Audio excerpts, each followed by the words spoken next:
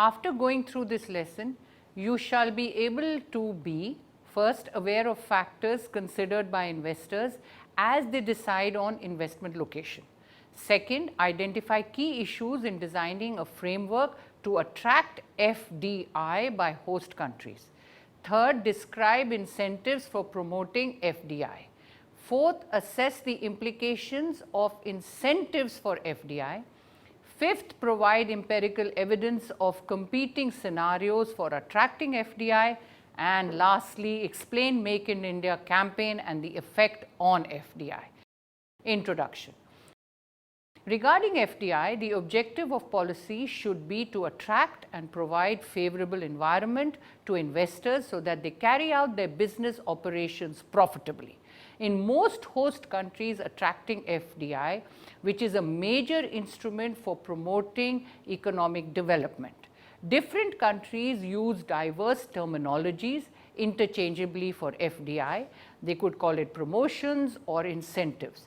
Most often, developing countries offer MNCs incentives in the form of fiscal, financial, and regulatory.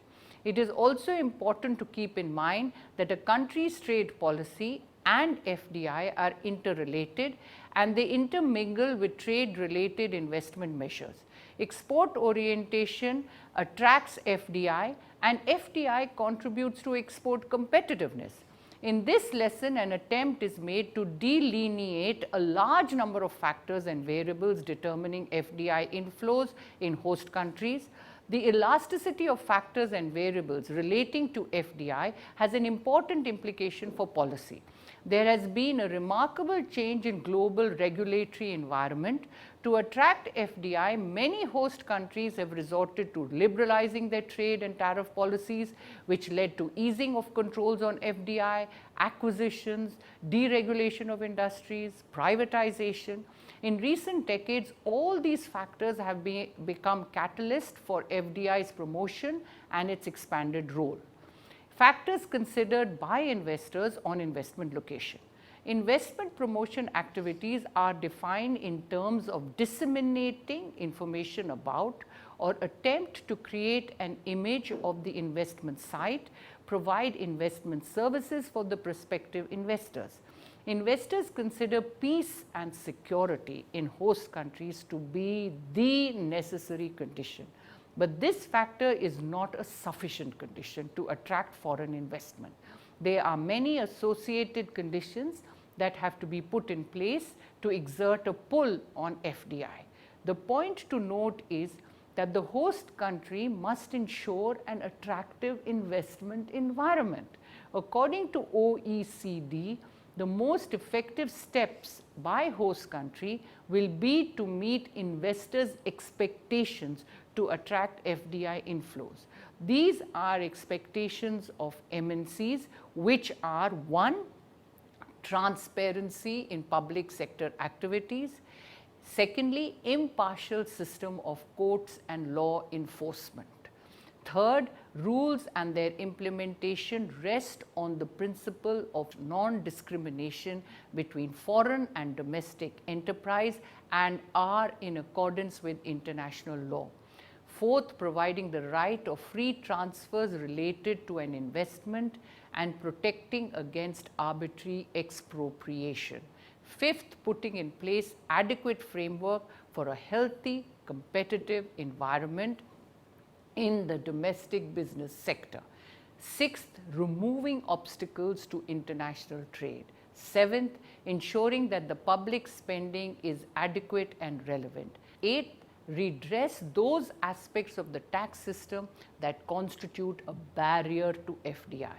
In addition to this, a World Bank report of the year 2010 has emphasized the significance of regulatory framework, which entails good regulations, well-organized procedures, and effective institutions for promoting FDI. This report highlighted the drawback of restrictive and outmoded laws and regulations which hinder FDI. Examples of such restrictive regulations are in the form of red tape, meager execution of laws. These all add to obstacles to allow FDI to enter into the country. It is important to remember the role of institutions and quality of governance, which have profound effect in the perception of MNCs for making investment in the host countries, because good governance is linked to higher economic growth. Presence of sound institutions diminish the possibility of corruption, which helps in reduced transaction cost of FDI, the enhancement of greater profit, and added merit of having sound institutions and governance weakens the perceptions of MNCs towards economic and political uncertainty. This factor of institutional setup and governance has been included in the Governance Effectiveness Index, also known as the Kaufman Index. This index has assigned weightage and included the quality of public and civil services, the degree of its independence from political pressures, the quality of policy formation and implementation, and the credibility of the government's commitment to such policy. Score is assigned on the scale of -2.5 to +2.5. Higher score means government procedures are more efficient. Common wisdom would suggest that higher FDI flows are a reflection of good practice in government policy and corporate governance. Macroeconomic sustainability in the form of lower inflation, steady exchange rate are also considered favorable to attract larger volume of FDI. This factor contributes to diminished uncertainty risk as it helps to moderate inflation and exchange rate volatility. In this context, macroeconomic sustainability highlights two variables, which are government finances and external sector of the host country. Fiscal sustainability connotes the ratio between gross fiscal deficit, also known as GFD, to gross domestic product, which is known as GDP, and external sector sustainability means net international investment position, also called IIP, to GDP ratio. These two variables are considered by MNCs while making decisions for investment because they feel confident of the protection of their investment. Existence of favorable situation in host country boosts a larger stock of FDI, and this is considered as a green signal of a benign business environment for MNCs. They feel attracted to make further investment. Additionally, by coming together with other firms, new investors inclined to take advantage of positive spillover effects from existing investors in the host countries. Scholars have characterized this in the terminology of agglomeration or clustering effect. All the above noted factors are in the nature of pull factors. However, besides these pull or demand side factors, some other factors also become relevant for MNCs. Such factors are commonly expressed in the terms of push factors, and they include prevailing global economic environment and policy posture of the developed countries. For instance, availability of higher global liquidity would lead to larger flow of investment to host countries as they search for higher returns. The important point is to ensure the factors which MNCs consider while making FDI in host countries. To recapitulate, once again, these factors are consistent macroeconomic policies, good governance, economic stability, guarantee of property rights, and rule of law and absence of corruptions. Above all, host countries should also maintain consistency and predictability in their economic policies and political stability. It has also been the experience of international agencies like Organization for Economic Cooperation and Development, also known as OECD, that these factors are considered by investors as they decide on investment location. Domestic investment either substitutes for or complements FDI. MNC strategy of market seeking or resource seeking FDI account for the majority of FDI in host countries.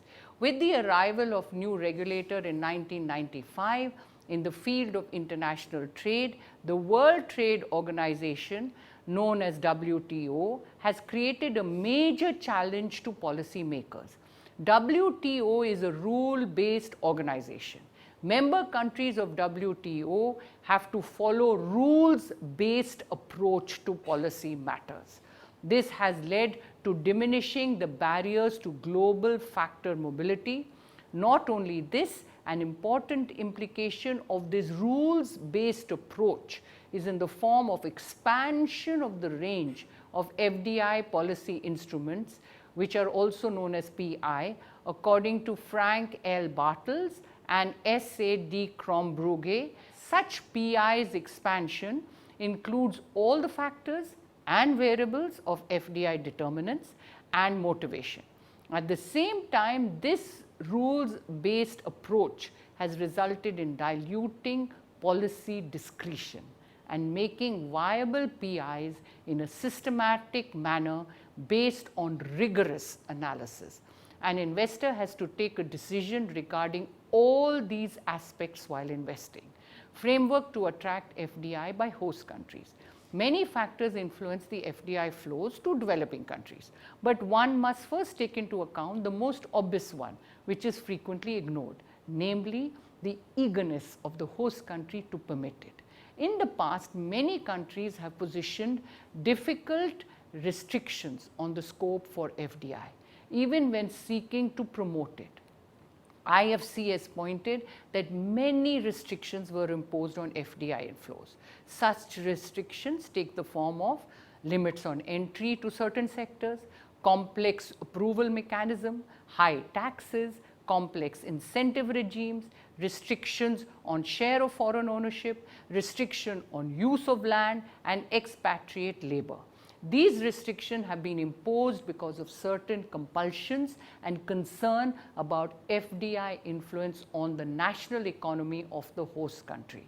Recipient host country worries relate due to undue foreign influence, damage to national wealth, need to promote indigenous entrepreneurship, jobs for workers, aspirations to acquire transfer of technology and management techniques. Predictably, all this has acted as a disincentive.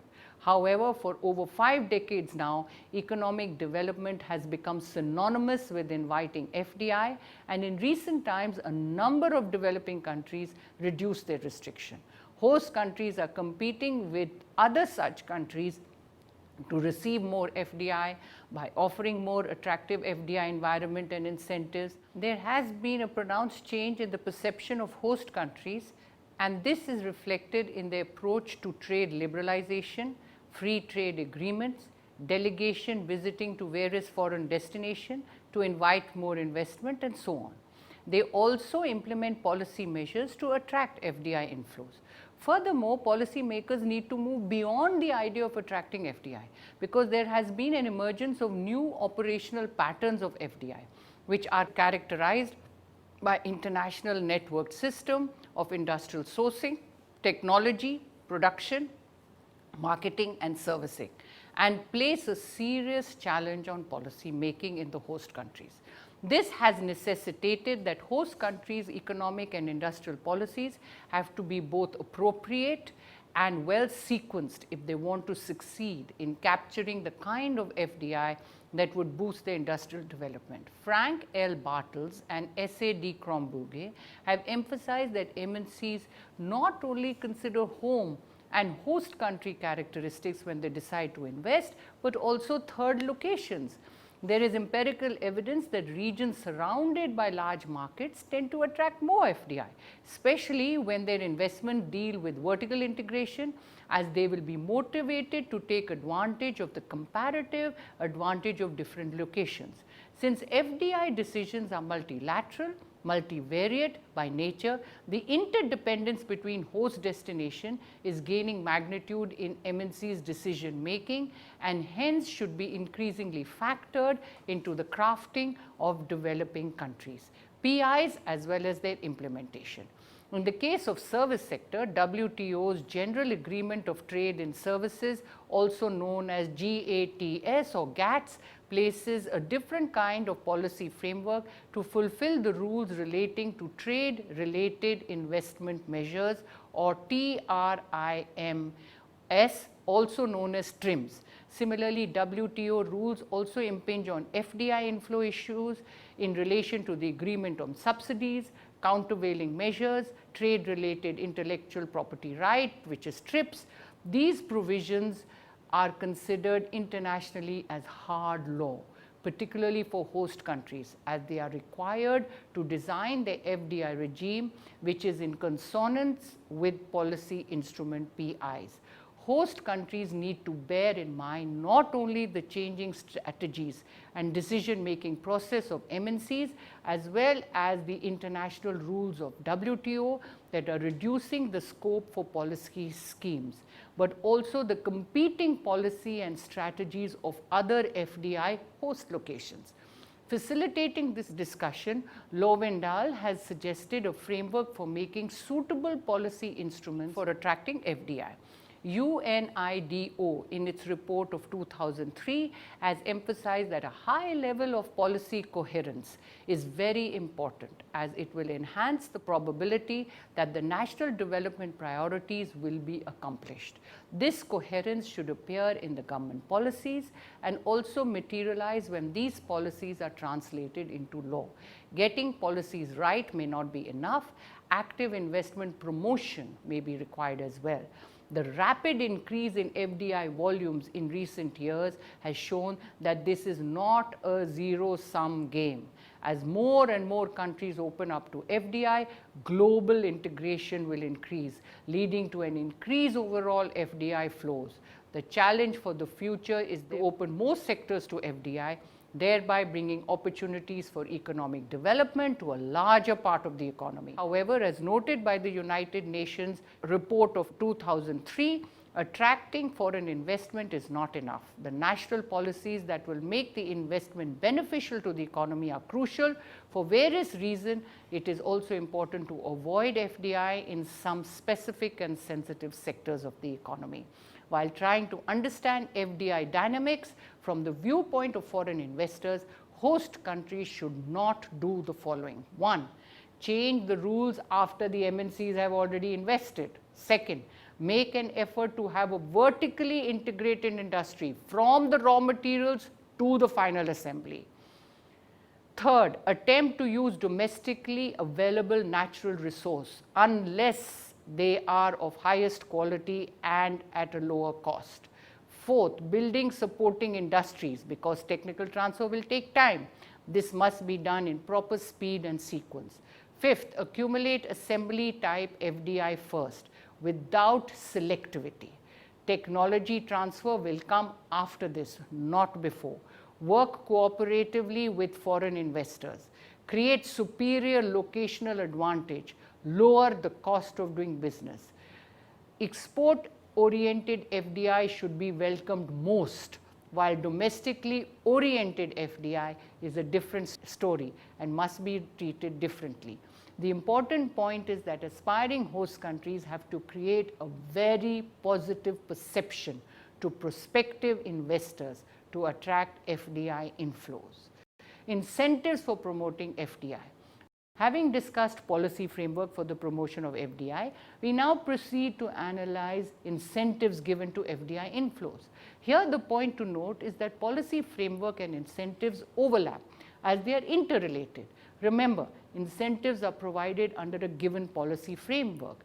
UNCTAD or UNCTAD has defined FDI incentive in terms of any measurable advantages accorded to specific enterprises or categories of enterprises by or at the direction of a government in order to encourage them to behave in a certain manner. They include measures specifically designed either to increase the rate of return of a particular FDI undertaking or to reduce or redistribute its cost or risk. They do not include broader non-discriminatory policies such as infrastructure, the general legal regime for FDI, the general regulatory and fiscal regime for business operations, free repatriation of profits or national treatment. While these policies certainly bear on the locational decision of transnational corporations, they are not FDI incentives per se. OECD study has divided FDI incentives into 3 categories, namely fiscal, financial and regulatory incentives. Thus, incentives can be fiscal or non-fiscal. Fiscal or tax incentives have been defined as any incentive that reduces the tax burden of enterprises in order to induce them to invest in a particular project or sectors. There are exceptions to the general tax regime. Tax incentives would include, for example, reduced tax rates on profit, tax holidays, accounting rules that allow accelerated depreciation and loss carry forwards for tax purposes, and reduced tariffs on imported equipment, components and raw materials, or increased tariffs to protect the domestic market for import substituting investment projects. Financial incentives are defined as direct contributions to the firm from the government, including direct capital subsidies, subsidized loans or dedicated infrastructure. Policies of offering financial FDI incentives are often formally take the shape of infrastructure subsidies, job training subsidies, relocation, expatriation support, administrative assistance. The regulatory FDI incentives are policies of attracting MNCs by offering them an exemption form or relaxation of national or subnational rules and regulation. In actual practice, such regulatory incentives relate to easing of environmental, social and labor market related requirements. Various studies have concluded that the most commonly used inducement are the fiscal FDI incentive. Some of the fiscal and non-fiscal incentives are illustrated in the table. The source of what we are going to tell you now is the UNCTAD 1996 World Investment Report, Investment, Trade and International Policy Arrangement. The policy dimension for incentives may be of 2 types, one general, one specific. General incentives are applied for overall economic development goals. So, we have fiscal and non-fiscal. Let's look at the fiscal first. Amongst the fiscal, tax holidays, tax-free imports, tax exemptions, low corporate taxes, losses against future profits, accelerated capital depreciation, investment or reinvestment permits, lower social security payments. Now, if we move on to the non-fiscal, they are depreciation methods, development banks loan policies, R&D or research and development support, environmental standard support, labor training support, government subsidies, regulatory exemption, financial incentives which could be of the form of direct subsidies, subsidized loan, loan guarantees and public venture capital availabilities. Also guaranteed export credits and government insurance at low rate, and the other incentives could be subsidized dedicated infrastructure, services, government contracts. On the other hand, some of the fiscal incentives could be of the form of tax reduction based on staff and marketing expenses, MVA based incentives, local content based tax reduction, import based incentives, duty exemption tax credit, export based incentive, duty exemptions, preferential tax on export incomes, tax reduction on foreign exchange, tax reduction on export performance. Specific incentives have discretionary perspective. The other aspect of dimension is the durability of incentive. Durability depends on the host country priorities. As per such priority, incentives could be either permanent or temporary. But pragmatically speaking, duration of incentives will be determined by the kind of development the country desires. And this may necessitate a change in the duration of incentives. So, incentives are in the nature of windows of opportunity, which may open or close. The temporal or spatial incentives relate to geographic area and work either at a local, national or regional level. As such, incentive is an instrument which can be used to promote specific regions of a country or the whole economy or certain sectors or subsectors by attracting FDI inflows. All this depends on the specific needs of the country. A word of caution for incentives is that there is no substitute for pursuing the appropriate general policy measures. there should be an attractive, enabling environment for investment. Along with this, some effects beyond jurisdictions are to be taken into account. According to OECD study, many countries offer FDI incentives would prefer not to do so and actually are concerned about the cost. But most countries have the realization that they would be unable to attract certain FDI inflows if they did not offer an incentive package broadly as generous as the ones available elsewhere.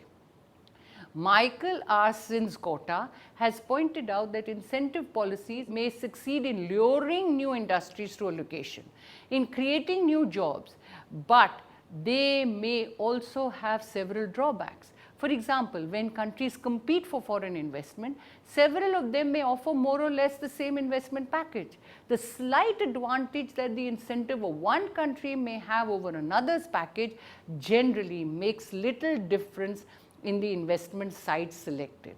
Moreover, investment policies aimed at attracting foreign direct investment may occasionally place established domestic firms at a disadvantage if they do not receive any support.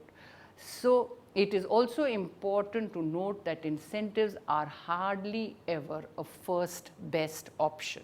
Assessing the implications of incentives for FDI.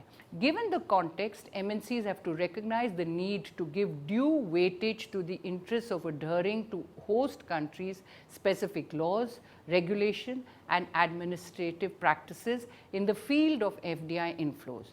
They should make their endeavor as transparent as possible for avoiding adverse comments from the recipient countries. OECD is of the view that it is inappropriate for the host countries to encourage investment by lowering health, safety, or environmental standards or relaxing core labor standards. The organization has proposed a checklist to assess the cost and benefit of using incentives to attract FDI, to provide operational criteria for avoiding wasteful effects, and to warn against the pitfalls and risk of excessive reliance on incentive-based strategies. A large body of evidence shows that investors are principally motivated by the quality of host countries' enabling environment. Hence, policies to enhance macroeconomic stability, transparency, other elements of good governance, openness to trade, infrastructure, and the levels of know-how in the domestic economy are all more potent tools for attracting investment. FDI incentives, many cases at most, be the tip that balances in favor of some of the challenges and risks facing authorities involved in development and implementing strategies for offering FDI incentives. However, designing a policy framework along with efficient incentive measures is a complex exercise. Further, the objective of host countries making efforts for larger volume of FDI inflows is not incommensurate with transfer of profits by MNCs to their home countries. Magnus Blomstrom and Ari Coco have argued that good governance, making incentives available on equal terms to all investors, foreign and domestic, and incentive packages should be a part of the country's overall economic development and should focus on those activities that generate the durable potential for spillovers, including linkage between foreign and local firms, education and training, and R&D. In his study, Ramkishan S. Rajan has also highlighted that any FDI promotion strategy should be built upon the following pillars. First, image building activities, promoting the country, its regions, its states as favorable location for investment. Such activities include focused advertising, public relation events, generation of favorable news stories by cultivating journalists, information provision, one-stop shop service aimed at expediting approval process and various assistance in obtaining sites, utility, etc. Second, investment generating activities through direct targeting of firms by promotion of specific sectors and industries, and personal selling and establishing direct contacts with prospective investors. Activities include identification of potential sectors and investors, direct mailing, telephone campaign, investor forums, seminars, individual presentations to target investors. Third, policy advocacy consists of the activities via which the agency supports initiatives to improve the investment climate and identifies the views of the private sector on that matter. Activities include survey of the private sector, participation in task force, policy, legal proposals, lobbying, and fourth, raising the realization ratio. That is the percentage of FDI approvals translated into actual flows. It is also suggested that one-stop investment promotion agency could facilitate FDI by lowering administrative delays and associated cost overruns. On this point, Sanjaya Lal has correctly emphasized that unless the agencies have the authority needed to negotiate the regulatory system and unless the rules themselves are simplified, this may not help. On the contrary, there is a very real risk that a one-stop shop becomes one more stop. The desire to attract FDI inflows often leads countries to engage in a global competition. Countries are increasingly competing with each other to attract FDI by offering a number of incentives and other concessionary measures. It is important to keep in mind that the incentive package should be studied carefully for not making undeserved favors to foreign investors because of the fact that these incentive packages not always are dominant for investment decision. Incentives play a limited role in investment decisions if compared with other factors, which are political and economic stability. These should be very important when an investment decision is made. The very nature of the subject, with its heavily political overtone, permits few settled conclusions. Policymakers have always to bear in mind that attracting FDI does not constitute an end in itself, but a means to boost economic development. Competing scenario for attracting FDI. In today's competitive and ever-changing business environment, no business organization is certain about tomorrow. That forces them to look for newer destination, newer market to capture. On the one hand, there have been debates about the awareness and understanding of MNCs to make overseas investment, and on the other hand, various strategies followed by host countries in order to attract FDI. No development without foreign investment is also a central argument for European Commission to press developing countries to negotiate regional free trade agreements as large regional markets are more attractive to FDI, and to include liberalization and deregulation of FDI in their policy strategy. This was the case in the Economic Partnership Agreement (EPA) signed in 2008 by the European Union and the Caribbean states. While the large multinational corporations of West are getting advantage of market expansion from FDI, the host countries are also utilizing it as a major mechanism and a source for accelerating their domestic economic growth. There is little doubt on the fact that while a large company from the US or Europe consider going into diversified operation across the globe, the first thing that came into their mind is the size of the market. It is always essential for attracting the foreign investors, as it is the prime consideration prior to investing their money into foreign countries. When we just talk about the size of the market, the name of two countries immediately come into our mind. These are India and China. Walmart has made a lot of FDI in China, while Hyundai has done the same in India. There has been competition for FDI among countries at different stages of development by increasing the supply of public inputs in the economy, in addition to or instead of offering subsidies or tax relief to foreign investors. Competing countries may offer substitute or tax relief to foreign investors and or may commit to increasing their spending on public inputs contingent on the foreign investor's decision. While incentives are beneficial only for the foreign companies, additional public inputs increase the output of domestic companies as well. So if governments of competing in countries are not allowed to discriminate between domestic and foreign firms. There may be situations in which a less developed economy attracts the FDI depending upon low labor cost differential and on the responsiveness of foreign and domestic companies to changes in the supply of public inputs.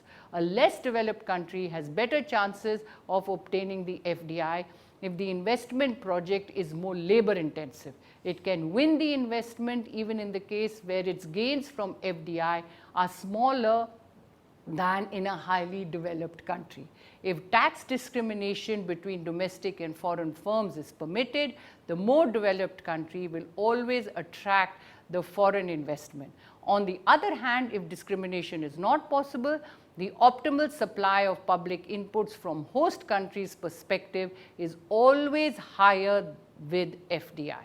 This justifies and indeed necessitates the inclusion of public inputs as location determinant. Public policy matters for the location decision of investors.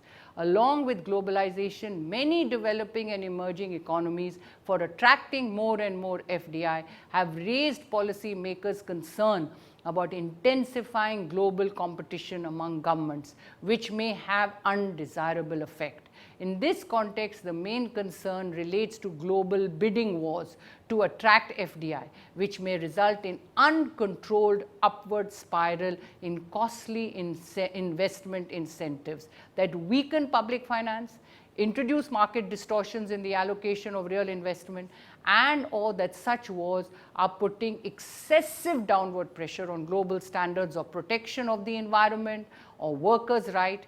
There might be positive effects of attracting FDI in the form of inducing governments to strengthen their economy, fundamentals to enhance the supply of modern infrastructure, appropriately trained workers, achieving greater macroeconomic and political stability by improving long-term economic growth prospects.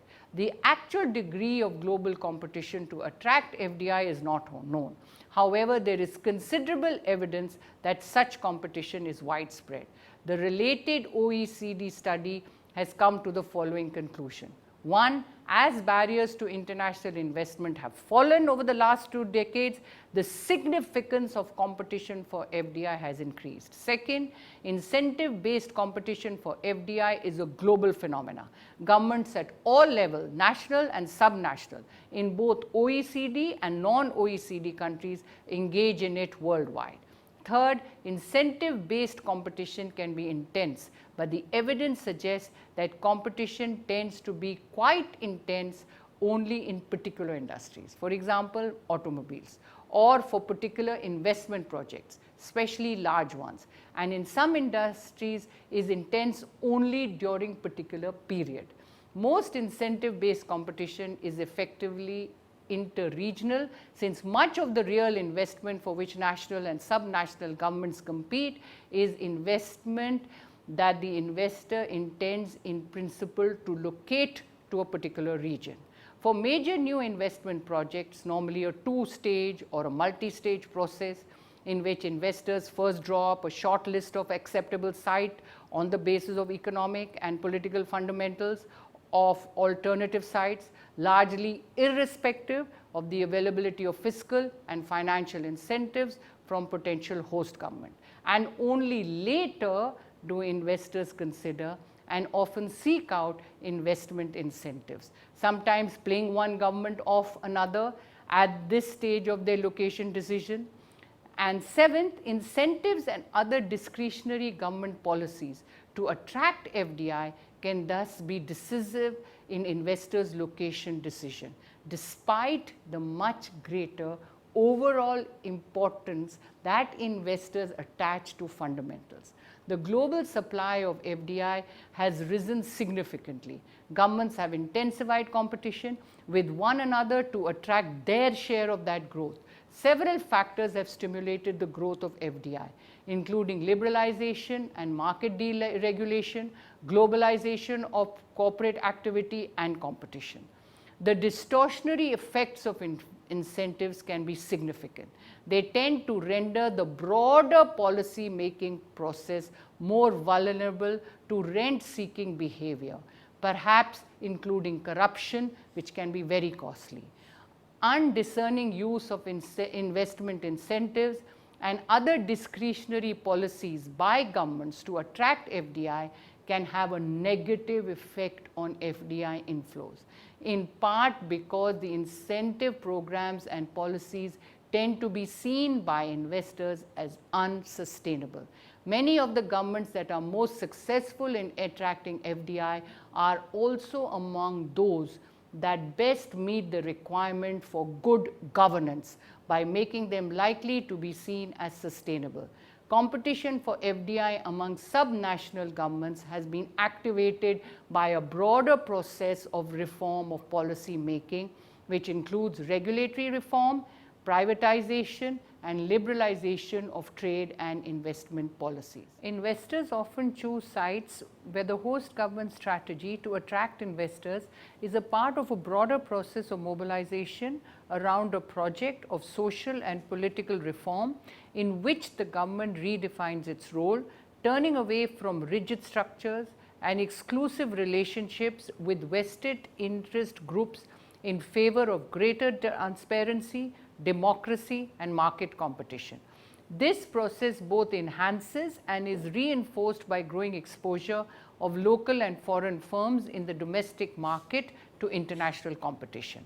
Policy makers must remain vigilant to ensure that competition to attract FDI does not lower labor and environmental standard, but works, if anything, in the opposite direction. Governments and societies would benefit in this regard from enhanced international policy coordination on environmental standards and also on core labor standards. For developing and emerging economies, it is important to stress the value of moving away from discretionary incentive towards greater reliance on rule-based means of attracting FDI. Strong rules-based approach, which should include a strong and independent judiciary system, can also provide the policy transparency necessary to limit the rent-seeking behavior that can be damaging to development. Make in India campaign and effect on FDI. The Indian manufacturing sector has a great potential. There is a long journey ahead that starts with reviving the industry and achieving global competitiveness, followed by claiming global leadership. Key thrust of the program would be on cutting down in delays in manufacturing projects, develop adequate infrastructure, and make it easier for companies to do business in India. The 25 key sectors identified under the program include automobiles, auto components, biotechnology, chemicals, defense manufacturing, electronic systems, food processing, leather, mining, oil and gas, ports, railways, and textiles. The growth in FDI has been significant after the launch of Make in India initiatives. Government amended the FDI policy to further enable a positive investment climate. India's stand on FDI policy regime is investor friendly and also promotes investment, leading to increased manufacturing, job creation, and overall economic growth of the country.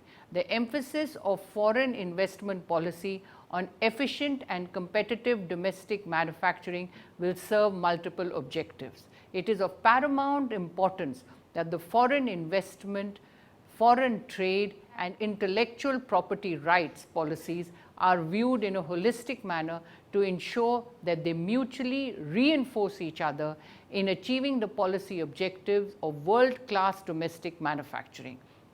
It needs to be remembered that investment opportunities as reflected by a large domestic market, low-cost skilled and unskilled man may be a necessary but not a sufficient condition to induce foreign investors to come to India with their capital and technology. The focus of foreign investment policy should be on the positive aspect of what is produced in India and what kind of technology and skills and how efficient and competitively it is produced and whether it is a world-class standards and not on negative aspects such as ownership, control, enterprise-specific performance requirements or other conditions that interfere with internal commercial decisions of the enterprise. The best way to ensure that foreign investment is of high quality and yields value to the country is to have a policy framework that requires it to operate in an unprotected, open and competitive environment, not behind high tariff walls or import restrictions, nor with the aid of subsidies or other giveaways. With respect to the contours of the foreign trade policy, it is by and large confined now to dealing with exports and imports compartmentally, encouragement of exports with various kinds of subsidies and prop-ups, curtailment of imports by high tariff and other so-called trade remedy measures like anti-dumping or countervailing duties or other import restrictions. Encouragement of domestic manufacturing or world-class standards either by domestic or foreign investors or both has not been a major objective of our foreign trade policy so far. Foreign trade policy must recognize that encouragement of domestic manufacturing of world-class standards catering solely even to our own market is a preferable alternative to protection and subsidization through high tariffs, trade remedy measures and financial giveaways. Rather, the policy must encourage freer imports of capital goods, industrial raw materials, components, tools and devices as well as technology-laden imports with a view to upgrading the quality and competitiveness of our domestic manufacturing. The importance of the protection of IPRs in the scheme of attracting foreign investment and establishing high quality domestic manufacturing must not be overlooked. IPRs do not consist only of pharmaceutical patents, they include as well copyright, which is computer software in our country is protected by copyright, trademarks, trade secrets, geographical indications, design, business confidential information and data. Even if IPR policies do not have domestic manufacturing as a central objective, they need to be implemented in such a way that they do not impede or deter technology-oriented domestic investment from foreign investors. The protection of patents, trademark, trade secrets, layout designs and the like is crucial to these and other sectors where India desires foreign investment of high quality with modern technology. India's intellectual property laws are largely in conformity with international standards as reflected in the TRIPS agreement of the WTO and other international conventions to which India has subscribed. While FDI inflows into Make in India industries have increased, the export focus of the campaign seems to have been diluted in favor of the digital India sectors. In addition, although FDI inflows into the automobile sector, a pillar of the Make in India mission, have been growing, the trend suggests that they have been focusing more on domestic demand rather than on export growth. The profile of recent FDI flows is indicative of investments done to tap the domestic household consumption rather than catalyze exports. For Make in India program, it is not enough to assume that merely opening up the domestic economy will attract FDI. The benefits from it could be harnessed on the base of policy pragmatism, prevalence of productive firms, effective forward and backward linkages, fair competition and tax laws, investor protection, and an infrastructure and legal framework that will work at the required speed. India needs to keep these factors into account while making policies. The congeniality of the investment environment depends more on the policies and the rules as well as the conditions attached to the approval of the investments to assure foreign investors of fair and non-discriminatory treatment. India has enough architecture in the form of well-developed democratic system, a wide range of policy-making institutions, robust regulatory authorities, extensive financial markets, risk-assuming and risk-transfer instruments, and enterprising people. That makes it much easier to stir and stimulate growth with sound policy interventions to boost the plan of Make in India a success. The Indian manufacturing sector provides an opportunity to international investors to collaborate with existing business, as most of the business have plans to expand through various options. The foreign investors have ample opportunity to come and make in India. The firms located in various states are willing to expand their operation, diversify their business, look forward to collaborations which can be reaped in by the international community. However, there are few problems which are faced by the firm which need to be addressed. With various initiatives being implemented by the government to facilitate the ease of doing business, the manufacturing sector is expected to pick up pace and will provide immense opportunities to domestic and international investors to come and make in India in the coming times. The aim of policies for attracting FDI must necessarily be to provide investors with an environment in which they can conduct their business profitably and without incurring unnecessary risk. The objective of policy of FDI incentives is to strike a balance between MNC and host countries' long-term benefits.